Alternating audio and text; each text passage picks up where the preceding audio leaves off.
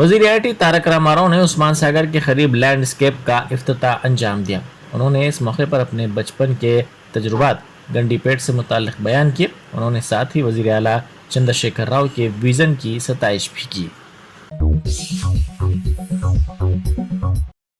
अकबरुद्दीन ओवैसी कायद मजलिस मुखर्रना पार्टी ने पुराने शहर में हैदराबाद मेट्रो रेल राहदारी और इमलीबंद से फलकनुमा तक मेट्रो के कामों के आगाज़ के सिलसिले में managing director Hyderabad metro rail NVS Reddy से तफसीली तौर पर नुमाइंदगी की। उन्होंने कहा कि मजलिस ने इस सिलसिले में रियासती हुकूमत से बारहा नुमाइंदगी की कि MGBS इमलीबंद ता फलकनुमा मेट्रो को जोड़ने के ज़रिए इल्तवा कामों के लिए 500 करोड़ रुपए अलॉट किए गए हैं। ये काम 5.5 किलोमीटर के हैं। पुराने शहर में इन कामों के लिए मोहलत मुकर्रर करने की ज़रूरत है। इस सिलसिले में हुकूमत से भी नुमाइंदगी की गई है। उन्होंने कहा कि पुराने शहर में मेट्रो के कामों की तेज़ी से तकमील के लिए इक़दाम किए जाने चाहिए। ताहम अफसोस इस बात का है कि इसमें हनूज़ कोई पेशरफ्त नहीं की गई है। उन्होंने कहा कि ये अजीब लेकिन हकीकत बात है कि पुराने शहर को मेट्रो से जोड़ने में गैर मामूली तौर पर ताख़ीर की जा रही है। उन्होंने इस सिलसिले में जल्द से जल्द काम शुरू करने और अहदेदारों को हिदायत देने की भी ख्वाहिश की। वज़ीर सेहत हरीश राव ने कहा है कि गुर्दे के आरिज़े में मुब्तला मरीजों को आरोग्यश्री स्कीम के तहत मुफ्त डायलिसिस की सहूलत फराहम की जा रही है। उन्होंने वेंगल राव नगर में Indian institute of health and family welfare के दफ्तर में डायलिसिस के मरीजों को दिए जाने वाले आसरा पेंशन की तकसीम के प्रोग्राम में शिरकत की। इस मौके पर खिताब करते हुए वज़ीर सेहत ने कहा कि रियासत भर में 5000 से ज़ायद डायलिसिस के मरीजों को आसरा स्कीम के तहत वज़ाइफ दिए जा रहे हैं। मुल्क में पहली मरतबा डायलिसिस के मरीजों को भी हर माह वज़ाइफ दिए जा रहे हैं। इसके लिए मरीजों को शनाख्ती कार्ड्स भी फराहम किए जा रहे हैं।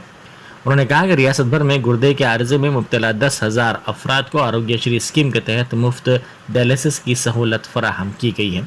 इनमें 5,000 अफराद को आसरा स्कीम के तहत वज़ाइफ के लिए मुंतखब किया गया, जिन्हें हर माह 2,016 रुपये वजीफ़ा दिया जाएगा। हरीश राव ने कहा कि वज़ीर आला चंद्रशेखर राव ने डायलिसिस के मरीजों को हर माह वजीफ़ा देने का एक तारीखी फैसला किया है। ఇప్పటి వరకు డయాలసిస్ సేవలు అందుకుంటున్నటువంటి కిడ్నీ పేషెంట్స్ 12,000 మంది ఉన్నారు. ఈ 12,000 మందిలో 10,000 మందికి మన రాష్ట్ర ప్రభుత్వం ఆరోగ్యశ్రీ కింద ఉచితంగా నెల నెల డయాలసిస్ చేస్తూ ఉన్నాం. ఈ 10,000 మంది పేషెంట్స్కు ప్రభుత్వంలోనే ఉచిత డయాలసిస్ సేవలు అందిస్తూ ఉన్నాం. అంటే మొత్తం 12,000 మంది పేషెంట్లు ఉంటే 10,000 మందికి ప్రభుత్వ రంగంలోనే ఉచిత సేవలు అందిస్తూ ఉన్నాం. ఒక సంవత్సరానికి కిడ్నీ పేషెంట్లకు సేవలు అందించడానికి మన తెలంగాణ ప్రభుత్వం ఏడాదికి 100 కోట్ల రూపాయలు ఖర్చు పెడతా ఉన్నాం. అంటే మీ ఆరోగ్యాన్ని కాపాడడం కోసం, రాష్ట్రంలోని కిడ్నీ పేషెంట్స్ను కాపాడడం కోసం ఏడాదికి 100 కోట్ల రూపాయలు ఖర్చు పెడతా ఉన్నాం. భారతదేశంలోనే మొట్టమొదటిసారిగా single use dialysis system, single use ఫిల్టర్ను ఈ డయాలసిస్లో తెచ్చిన మొదటి ముఖ్యమంత్రి మన కేసీఆర్ గారు. పేదవాళ్ళంటే ప్రభుత్వ ఆసుపత్రులకు వస్తుంటే చిన్న చూపు ఉండేది. ఆ ఫిల్టర్ను ముగ్గురికి నలుగురికి వాడితే అవి రకరకాల ఇన్ఫెక్షన్లతో ప్రజలు బాధపడేవారు. డబ్బులున్న వాళ్ళు కార్పొరేట్ ఆసుపత్రుల్లో మాత్రమే ఈ సింగిల్ యూజ్ ఫిల్టర్ ఉండేది. మన భారతదేశంలో 28 రాష్ట్రాల్లో ప్రభుత్వ ఆసుపత్రుల్లో పేదలకు ఉచితంగా సింగిల్ యూజ్ ఫిల్టర్ ద్వారా డయాలసిస్ సేవలు అందించిన మొదటి రాష్ట్రం మన తెలంగాణ రాష్ట్రం. ఈ సిస్టమ్ స్టార్ట్ చేసిన తర్వాత ప్రజలు ప్రభుత్వ ఆసుపత్రులకు వచ్చి వాడుకుంటున్నారు. తెలంగాణ రాకముందు ఉండేటి 3. ఈరోజు 102 డయాలసిస్ సెంటర్లు ప్రారంభించడం జరిగింది. తెలంగాణ రాష్ట్రం ఏర్పడ్డ తర్వాత దాదాపు 700 కోట్ల రూపాయలు ఈ కిడ్నీ పేషెంట్స్ మీద ప్రభుత్వం ఖర్చు పెట్టింది. ట్రాన్స్ప్లాంట్ అయిన తర్వాత కూడా వాడే మందులు చాలా కాస్ట్లీ మెడిసిన్స్ ఉంటాయి. అవి కూడా ఉచితంగా ఇస్తున్నాం ఈరోజు మేము.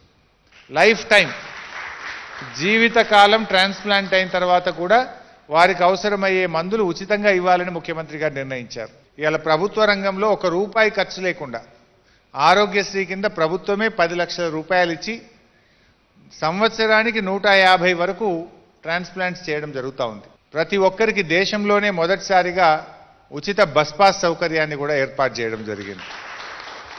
మూడవది, ఇప్పుడు మీకు ఆసరా పెన్షన్ కూడా నెల నెల 2016 రూపాయలు ఇస్తూ కూడా ప్రభుత్వం నిర్ణయం తీసుకుంది. शराब मामले में सीबीआई की तहकीकात जारी है। बताया जाता है कि मरकजी तहकीकाती एजेंसी हैदराबाद से गिरफ्तार अभिषेक राव के बयान की बुनियाद पर दीगर 4 अफराद को नोटिस जारी करने की तैयारी कर रही है। मरकजी तहकीकाती एजेंसी अभिषेक से पूछताछ कर रही है। इस मामले में मुख्तलिफ जावियों से पूछताछ का सिलसिला जारी है। गोशा महल के मलून रुकन असम्बली राजा सिंह के खिलाफ दर्ज मुकदमे को मनसूख करने और इसे रिहा करने का मुतालबा करते हुए लोध समाज की जानिब से टीआरएस हुकूमत के खिलाफ धरना दिया गया। इस धरने में कारपोरेटर के अलावा मलून रुकन असम्बली के हामियों की काफ़ी तादाद मौजूद थी। इन एहतजाजियों ने हुकूमत के खिलाफ नारेबाजी की। पुलिस ने इन्हें हिरासत में लेकर पुलिस स्टेशन मुंतकिल कर दिया। जय श्री राम, जय श्री राम, भारत माता की जय, भारत माता की जय। We want justice, we want justice। राजा भाई संघर्ष करो, हम तुम्हारे साथ हैं। राजा भाई संघर्ष करो, हम तुम्हारे साथ हैं। जय श्री राम, जय श्री राम, जय श्री राम, जय श्री राम। भारत ताला टूटेगा, शेर हमारा छूटेगा, जेल का ताला टूटेगा, शेर हमारा छूटेगा, जेल का ताला टूटेगा, शेर हमारा छूटेगा। राजा भाई संघर्ष करो, हम तुम्हारे साथ हैं। राजा भाई संघर्ष करो, हम तुम्हारे साथ हैं। राजा भाई संघर्ष करो, हम तुम्हारे साथ हैं। भारत माता की जय, भारत माता की जय।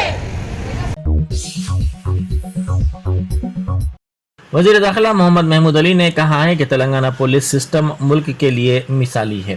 उन्होंने पेद्दापल्ली ज़िले के गोदावरी खनी में one town police station police guest house का इफ्तिताह अंजाम दिया।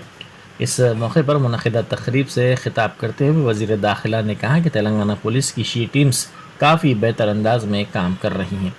इस मौके पर डीजीपी महेंदर रेड्डी और दूसरे తెలంగాణ వచ్చిన తర్వాత పోలీస్ డిపార్ట్మెంట్ చాలా ఇంపార్టెంట్ ఇచ్చారు. తెలంగాణ వచ్చిన తర్వాత పోలీస్ కంట్రోల్ ఎట్లా అవుతుంది, ల్యాండ్ ఆర్డర్ ఎట్లా కంట్రోల్ అవుతుంది పోలీస్ డిపార్ట్మెంట్ ద్వారా. మా సీఎం గారు చాలా ఇంపార్టెన్స్ ఇస్తున్నారు. పెట్రోలింగ్ కోసం చాలా బడ్జెట్ శాంక్షన్ చేశారు. ఇండియాలో ఇప్పుడు నంబర్ 1 ఉన్నాయంటే మా పోలీస్ డిపార్ట్మెంట్ ఉంది. తెలంగాణ పోలీస్ చాలా బాగా కంట్రోల్ చేశారు. మా కమిషనర్కు చాలా పవర్ ఇచ్చిన, డీజీ గారికి పవర్ ఇచ్చిన, చాలా క్రైమ్ రేట్ తక్కువైంది. సీసీటీవీ కెమెరా మొత్తం ఇండియాలో ఇంత కెమెరా ఉన్నాయి.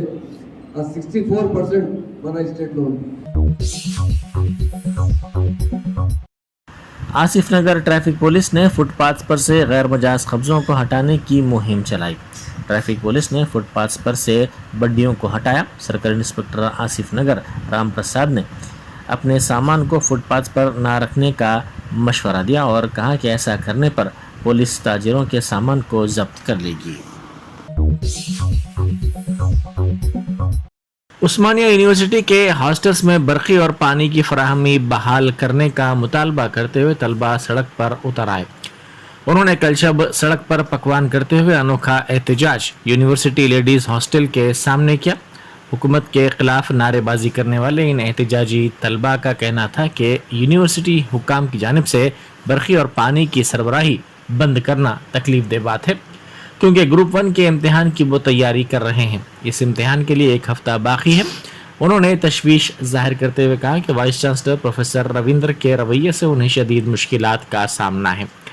उन्होंने इल्ज़ाम लगाया कि प्रोफेसर रविंद्र आमिराना तर्ज अमल इख्तियार कर रहे हैं। उन्होंने इंतबाह देते हुए कहा कि जब तक बरक़ी और पानी की फराहमी बहाल नहीं की जाती उनका एहतजाज जारी रहेगा।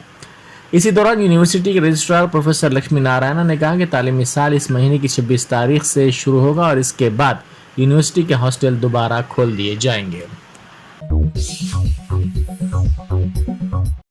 अकबरुद्दीन ओवैसी कायद मजलिस मुखनना पार्टी ने सेक्रेटरी बल्दी नज़्म व नस्क व शहरी तरक्की Arvind Kumar, commissioner GHMC Lokesh Kumar, managing director water works Dana Kishore, chief city planner Devendra Reddy और दीगर आला अहदेदारों के साथ हल्का असम्बली चंद्रायन गुट्टा में ज़ेरे इल्तवा तरक्याती कामों की पेशरफ्त का तफसीली जायज़ा लिया।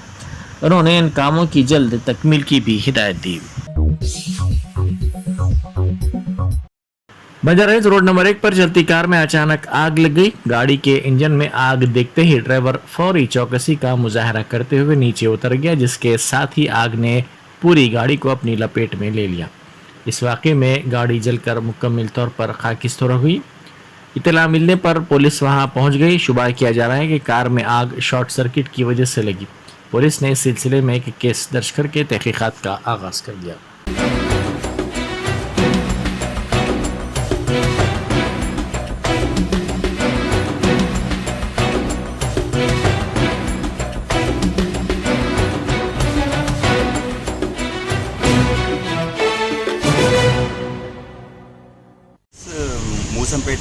మూసాపేట నుంచి ఎయిర్పోర్ట్కి వెళ్ళినాం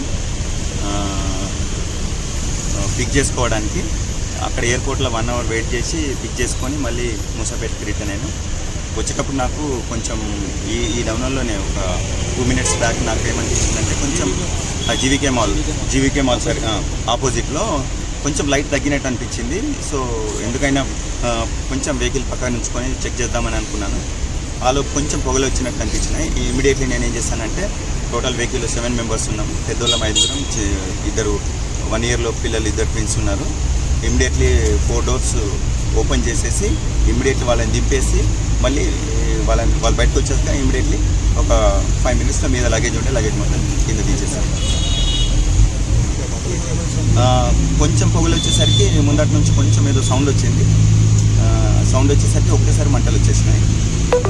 జస్ట్ ఒక 1 వీక్ కూడా కాదు, వెహికల్ కూడా కండిషన్ మంచిగానే ఉంది. 4 టైర్ అన్ని 4 కానీ అన్ని బండి కండిషన్ ఉంటుంది. కొంచెం పొగ వచ్చేసరికి తర్వాత ఆటోమేటిక్ మంటలు వచ్చినాక ఇంకా మంటలను ఆర్పేయడానికి ఆస్కారం లేకుండానే కంటిన్యూస్ మంటలు వచ్చేసినాయి.